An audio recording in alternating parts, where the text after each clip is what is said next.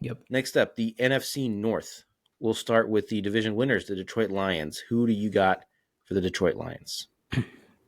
Yeah, I thought this was a pretty easy one. Trey Flowers.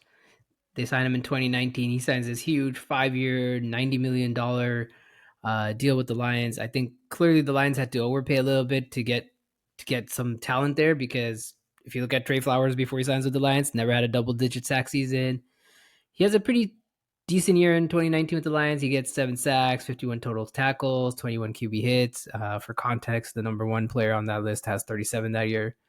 But over the next 2 years, he only plays 14 games, has 3.5 sacks, 46 tackles, 6 QB hits. Lions eventually just cut him after the 2021 season. They realized, hey, we clearly paid this guy.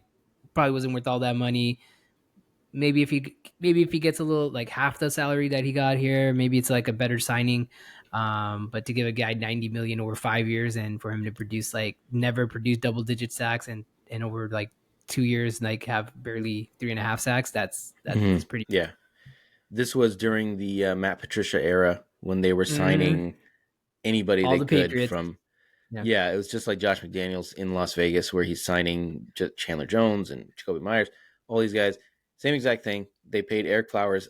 Sorry, not Eric Flowers. What the hell is his name again? Trey Flowers.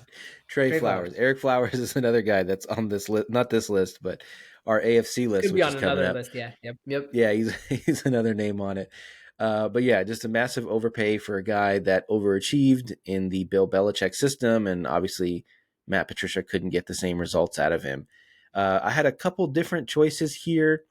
I thought about going with Jesse James, the tight end, but I felt like for him it was kind of weird. They gave him $30 million, then they drafted T.J. Hawkinson in the first round.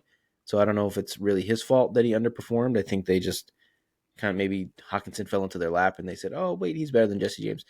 So I went with I'm not going to butcher his first name, but I'm going to call him Vaitai. He is an offensive tackle slash guard from the Eagles. That's his last name, Vaitai. They signed him in 2020, gave him 5 years, 45 million with 20 million guaranteed, which is big money for an offensive lineman. He was okay the first 2 years, but he just hasn't really been healthy. Barely played this year. He only made 3 starts for them. And to make things worse, is he started at guard for them.